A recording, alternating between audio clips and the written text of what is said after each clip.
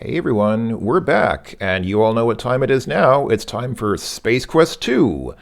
I'm playing the Apple II GS version of this game, as always, because, well, I usually play the Apple II GS versions of these early Sierra adventures because the Apple II GS versions always had better sound. And this one actually adds quite a lot in terms of the sound compared to Space Quest 1. If you've seen my video about the music from the Apple II GS versions of the first two Space Quest games, I think I made videos about them well over 10 years ago, then you might have some idea of what we're in store for. And like I said, this game does a lot more with its sound, especially its music compared to Space Quest 1. Space Quest 1 really only showcased its music at the bar.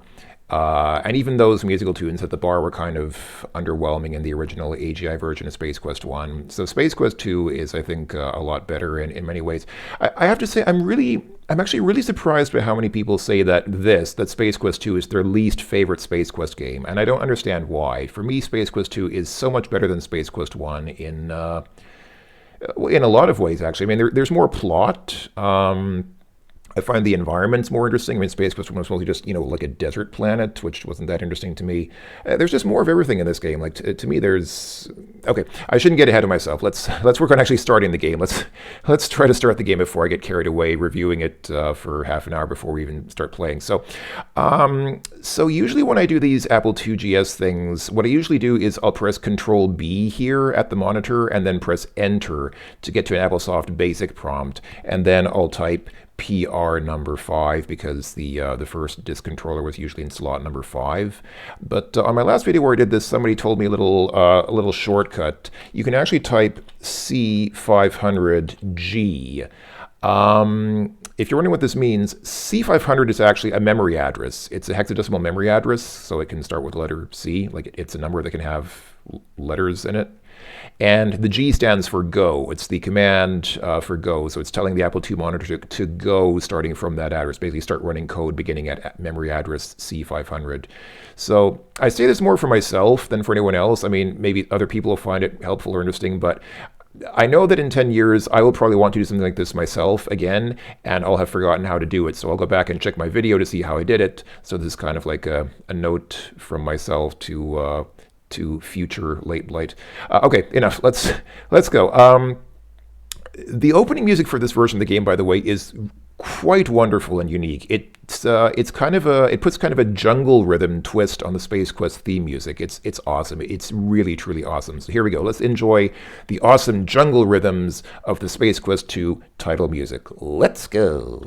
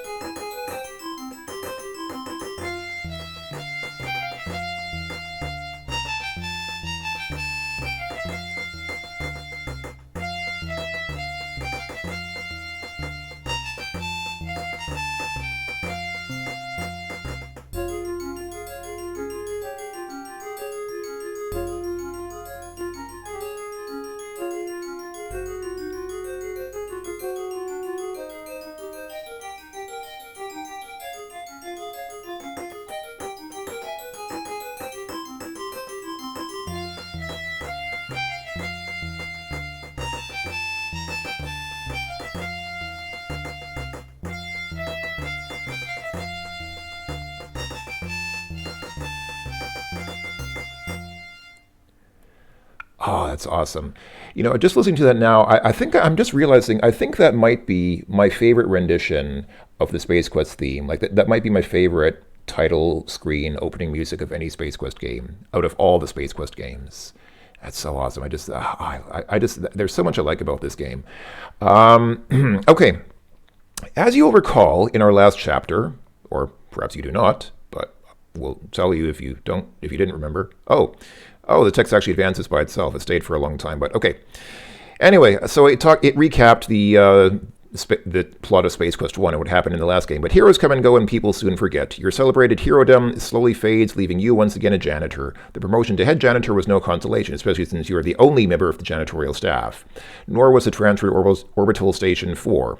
Sweating like a pork beast in a pressure suit while relocating space debris in zero gravity just wasn't your idea of a good time. Life sucks. Again. Alright. Let's start the game.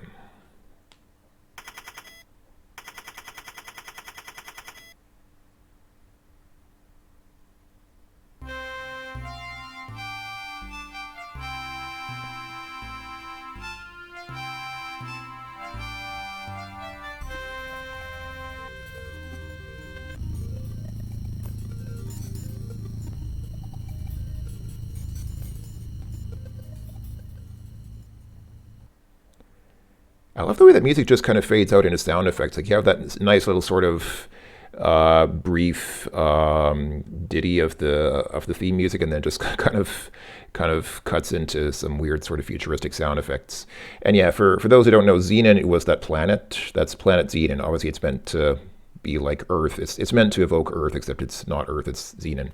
Okay, welcome aboard Xenon Orbital Station 4. To log on for duty, please enter your name below. So again, you can type in whatever name you want here, and the game will actually call you by this name. But if you just leave this blank, it defaults to Roger Wilco, which I think is a fine default name. So I'll just go ahead and press enter. Orbital Station 4 is one of many orbiting Xenon, your home planet. It is a transfer point for travelers seeking transportation to the various planets in the Urnon system. I don't know exactly how to pronounce. I think as a child I used to say like Irnon or something like that, but I guess it's more like Urnon, I'm guessing. As we begin this chapter of our story, we find you, Roger Wilco, ace janitor, doing what you do best. To wit, being a janitor. I love this sweeping sound effect. That sweeping sound effect is just awesome. They didn't have a sweeping sound effect like that in the there was no sound effect at all in the PC version of the game, but in this version of the game they have a sweeping sound effect. That is so much better than the PC version. It just the sweeping sound adds so much to this scene. Like it seriously does. I'm not even joking. It's so good. A beep emanates from your wristwatch. You release your grip on the broom. The broom floats away, never to be used again. That makes the third one this week. Wait till your boss finds out. If brooms keep floating away, Roger, maybe there might be some kind of way to tether it to yourself, like have like a rope or a cable or something that tethers it to you so that it doesn't just float away into space. All right, so our watch. Hold on, let's check our inventory. What do we have in our inventory? Nothing. But our watch beeped. So let's take a look at what's with the watch. All right. Let's see. Just press Shift 6 or a button. All right. What do these buttons do? Let's push H. Your horoscope for today. Keep up the good work. Today could bring that big promotion you think you deserve. Don't take any wooden buckazoids. Was wooden money actually a thing? I know there used to be like this sort of urban legend about wooden nickels, but was that ever a real thing or was that just an urban legend? I don't know. What does T do? Okay, it shows you the time and the temperature. Temperature is minus 47 degrees Celsius. I would have thought that vacuum in space might be even colder than that, but okay, fair enough. All right, and let's push C. Oh, hello there. Who are you? Roger Wilco, get in here on the double. You've got a mess to clean up in the shuttle which just returned. One of the passengers got space sick on the way down. Besides, you should have been done out there an hour ago. Get a move on.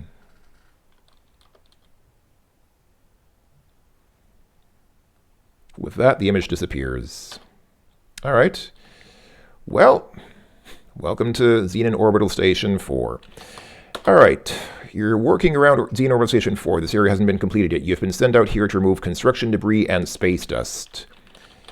Can I sweep? I don't understand your request. Clean. Well, Roger doesn't understand words like sweep or clean. That might explain why he's not a very good janitor. All right. Look at the stars. You gaze out into the near nothingness. The billions and billions of worlds apparent to the eye make you realize how truly insignificant you are. Look at that. What's that red thing on the ceiling there? You stare at the ceiling, which as usual is overhead. Nothing exciting to learn through this act. Yeah, but there's that red thing there. What is that? Is that like a teleport pad?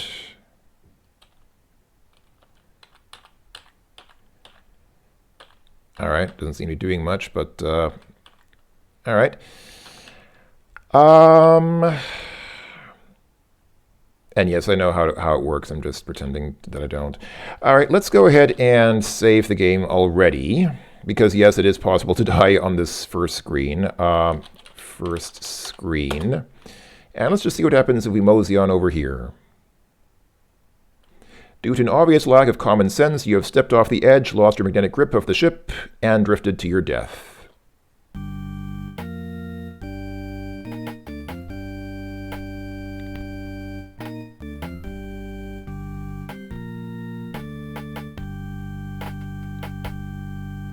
Oh, I love that. That is by far the best death music of any Space Quest game ever, by a huge margin. Unfortunately, I didn't get to read that death text, which is sad because it was pretty good. But hold on. You know what? I'm going to do that again. Let me turn up the game volume just a smidgen, and I'm going to load and do that again, because that is the best death music in any Space Quest game ever. And no, I know it looks like there's some kind of metal bars. You think maybe you can walk on them? No, you can't. There's no way to walk over there. You will die every time. But let's die and just hear that awesome music again.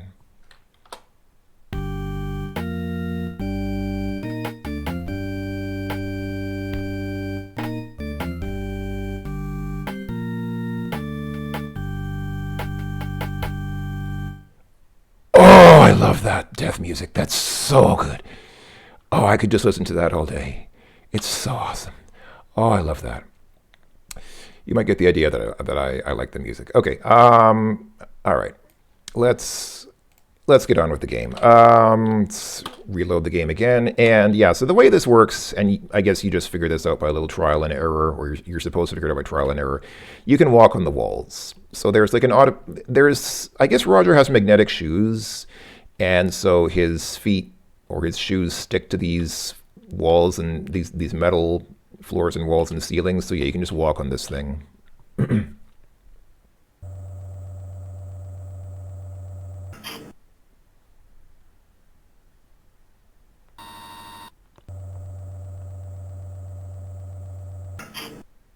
Stand by for decontamination. And that sound effect too, that wop, wop, wop, wop, wop, that decontamination sound effect, that is awesome. That's such a cool sound effect. I love that sound effect. I seriously wish that games had more sound effects like that. Like games have a lot of sound effects these days, but they're not good sound effects like that. All right, so I guess it's pretty obvious we need to change our clothes because we're wearing a we're wearing what's called an EVA suit, which means extra vehicular suit. So like for when you're outside the vehicle. I mean, most people just call it a space suit, but yeah, technically it's called an EVA suit, at least in this game. This is the airlock chamber from where you can gain extra vehicular access. Spare suits hanging on the back wall. Some lockers are mounted on the side wall. And yeah, so we don't need to wear this suit anymore. We want to change clothes so we can see you're dressed in the standard issue excursion garment. Can we get the clothes on the wall there? There we go. You are attired in the smart-looking uniform of a Xenon Orbital Station employee. Oh yeah, look at us being an employee. Awesome.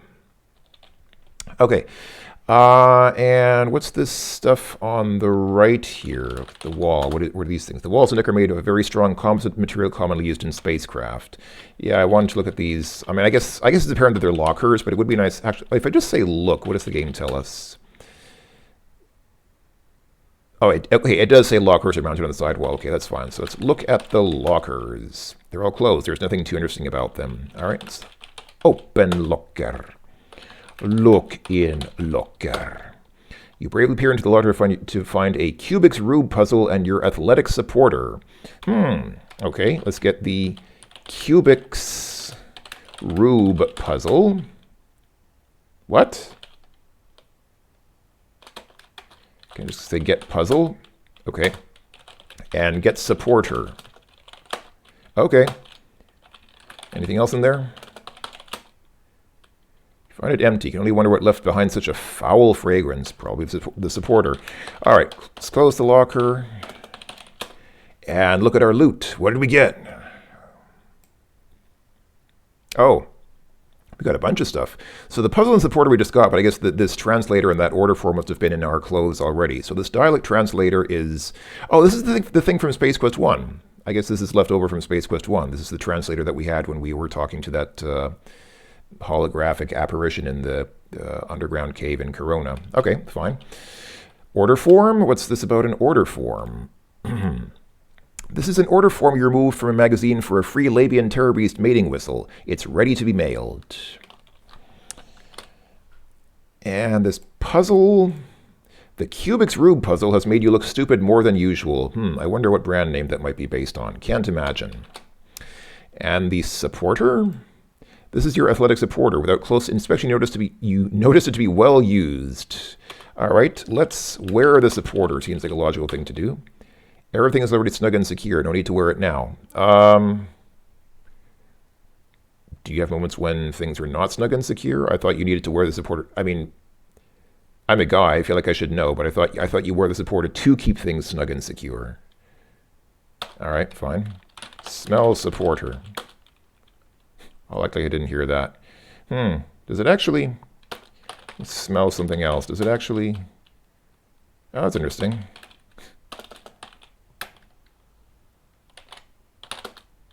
That's interesting. If you try to smell anything else, it says, I don't understand. So they actually anticipated somebody trying to smell the athletic supporter. That's pretty awesome. This is actually like a custom response for trying to do that. It's not just a generic response. Okay, that's cool. All right, solve puzzle. Let's do the logical thing. You pull the puzzle out and give it a few spins. Instead of improving, it seems to be worse. Irritated, you stash it and go on with the adventure. And I think, yeah, every time you try to solve it, it just gets worse. That's awesome. I love it when things just get worse. Actually, I don't, but I just like this game. I just like everything about this game. Oh, that sound effect. Oh, that door sound effect is so awesome. Okay, so here we are in some kind of communications center. It's about time you got in here, Roger Wilco. Head for the shuttle bay on the double. I'm warning you, you're on your last leg around here, bud. One more screw-up in your history. He then orders the transportation officer to send you directly to the shuttle bay and nowhere else until the job has been completed. All right. You're in the transportation control room of the orbital station. The room is abuzz with activity as technicians monitor XOS-4 operations. A pneumatic transport tube is accessible from the walkway above. So I guess this is kind of like the old mail tubes that used to exist in some offices, except this is for transporting humans and not messages. You know, it's pretty obvious looking at this now that these people are some kind of communications officers. They're looking at computer screens and they're all seated at their workstations. It's weird. When I played this game as the first time as a kid, for some reason I thought this was like a cafeteria here, and these people here were, you know, in a cafeteria eating lunch or something. I don't know why I thought that. Just something about them, something about the setup kind of made me think of a cafeteria and people eating food. But of course, no, it's just an extension of what you see here. These people are all just working. They're all sitting at their computer stations working.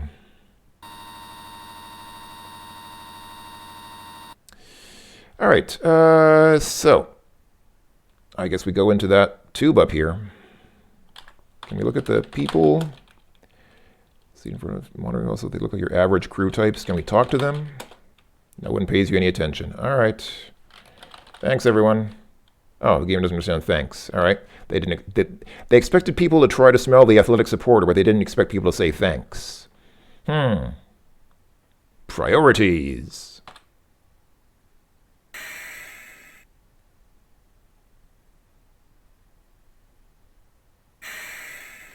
Oh, that door opening and closing sound effect is so cool. I like the sounds of this game. It's awesome. So where are we? You're in the orbital station's shuttle bay. A shuttle, fresh from a passenger drop-off on Xenon, is refueling for its next trip. A pneumatic transport tube is accessible from the walkway. A refueler replenishes the shuttle's supply. All right. Is that thing on the right the refueler? Because there's like a hose coming out of it. Nothing special about the hose. It merely provides a means of routing fuel from the refueler to the vessel. Remove the hose. It's not a good idea. Being as unskilled as you are, you would probably cause some sort of fiery catastrophe. Leave it alone. It's automatic anyway. Okay, so you don't need to... So it automatically shuts off when the shuttle has enough fuel, I guess. All right, that's nice. With the refueler. It's not much to look at. The refueler is just a rectangular structure which bears a pressure gauge and a hose outlet for the transfer of fuel. The hose is currently hooked to a shuttle. That's a fairly verbose description for something that's not much to look at. And let's look at the shuttle.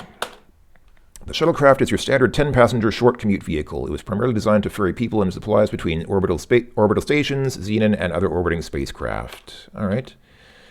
I guess we go inside and clean up the mess that somebody made.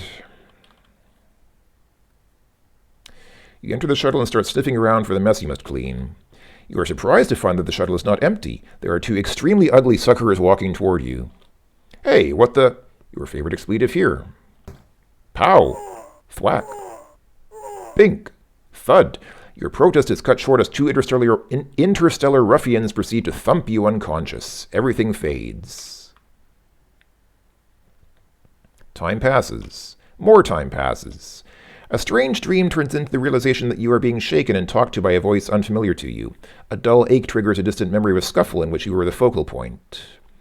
Upon awakening from your forced rest, it becomes quite apparent that you aren't in Kansas, Xenon anymore. You find that you're being held upright and under physical restraint from both sides by, you guess, the galactic goons you met on the shuttle. As you try to struggle free, you notice that your hands are tied behind your back. As the eyes dial into focus, you make out an oddly disfigured being seated before you.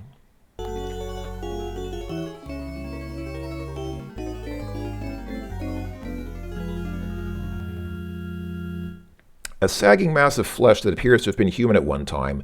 Tubes and wires extend from his body, leading to machines which keep him alive. Suddenly his visage stirs and he begins to speak.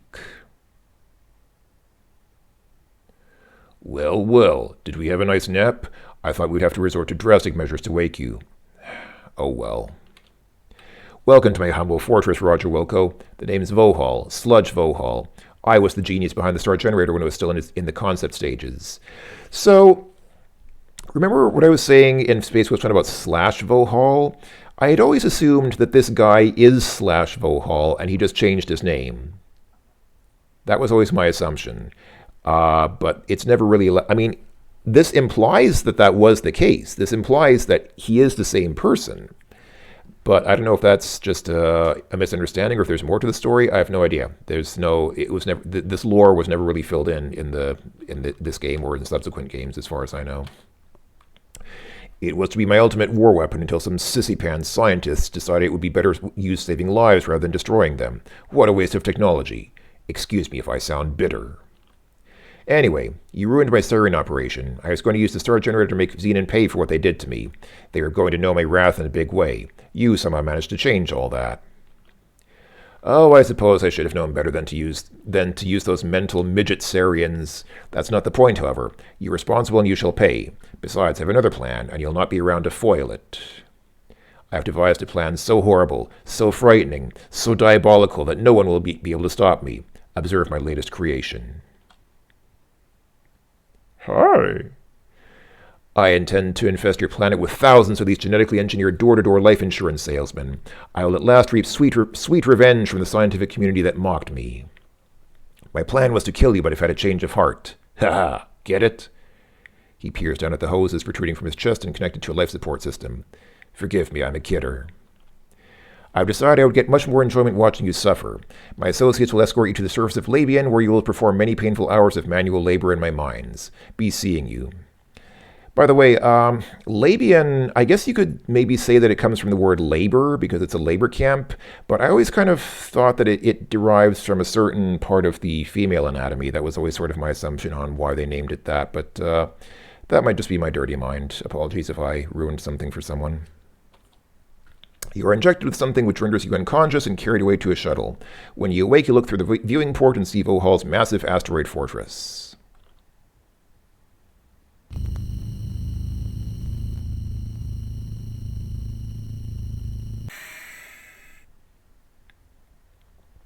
After touching down on a giant landing platform, you're ushered to hovercraft waiting to transport you to the mining site. Utter despair sets in, but not utter pradesh. Oh. Oh dear. Oh dear me. That is not supposed to sound like that at all. I think that's a problem. I think that's either a problem with the emulator or with this copy of the game.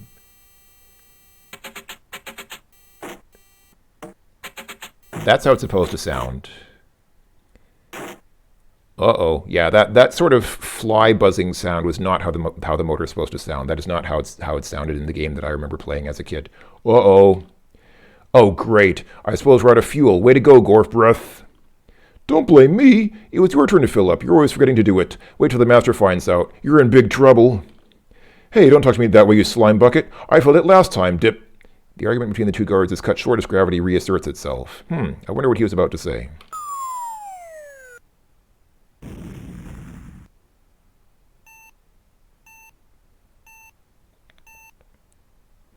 Good thing the guard broke your fall. He doesn't look too happy about it, though.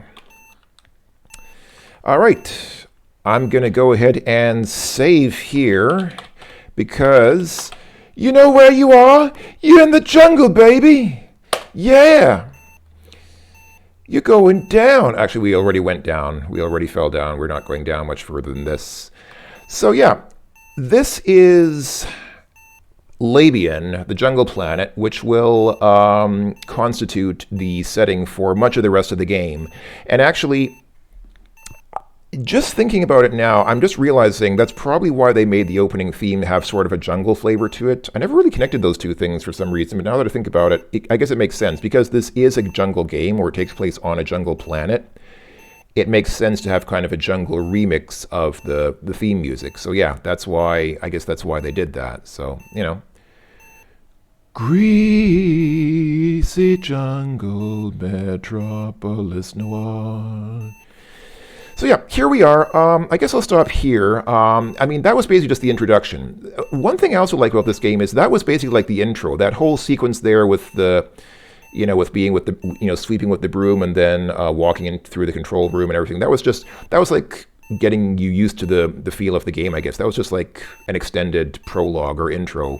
But this is where the real game starts now. This is like chapter 1. So this is a good place to start.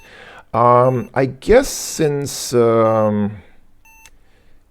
me just take a couple of minutes just to look around here since I've been playing for 27 minutes. Let's just take another couple of minutes and then leave it at something like 30 minutes. You seem to be in a rather exotic forest. The growth here is unlike anything you are used to. On the ground lies the wreckage of the hovercraft you crashed, and nearby are the bodies of your former captors. So,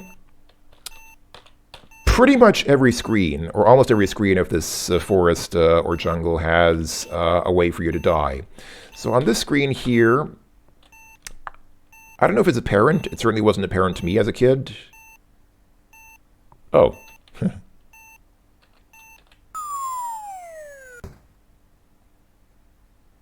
Ah! You fall to the bottom of a concealed pit. You might have survived the fall had you not come in contact with the several 30-centimeter long spikes planted vertically along the bottom of the pit. For Americans, 30 centimeters is exactly 1 yard. Wait, no. No, sorry. 1 foot, duh. A yard is 3 feet. 30 centimeters is one foot. Why did I think it was a yard? I got feet and yards mixed up. No, a yard is 3 feet, or 90 centimeters, but 30 centimeters is 1 foot, so that's exactly 1 foot long. Oh, yes.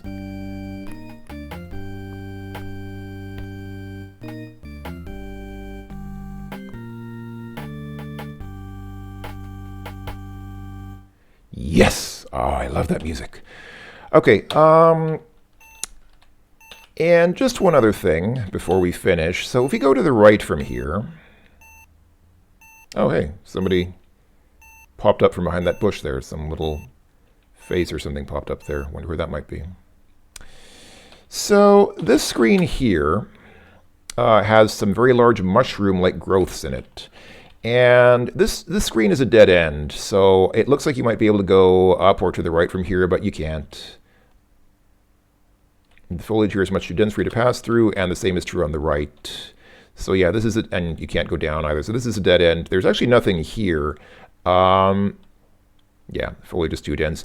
You might think these mushrooms are important. I mean, I always assume they must be because they're so prominent and they made a whole room just for them. But actually, the mushrooms have absolutely no function in the game. They do nothing.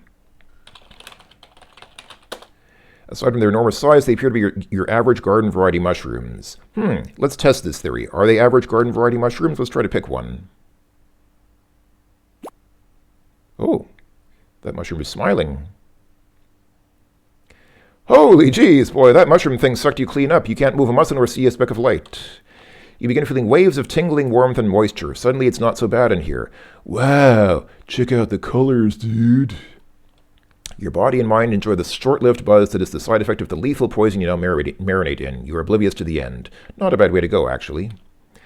But it sure is early in the game. I had high hopes for you. They said, who? Roger Wilco? Not a chance. That chump he'll fold in 20 minutes. I said, no way, he's not that lame. So anyway, don't make me look stupid, too. It has been a pleasure watching you play Space Quest 2. Oh, they're watching us play.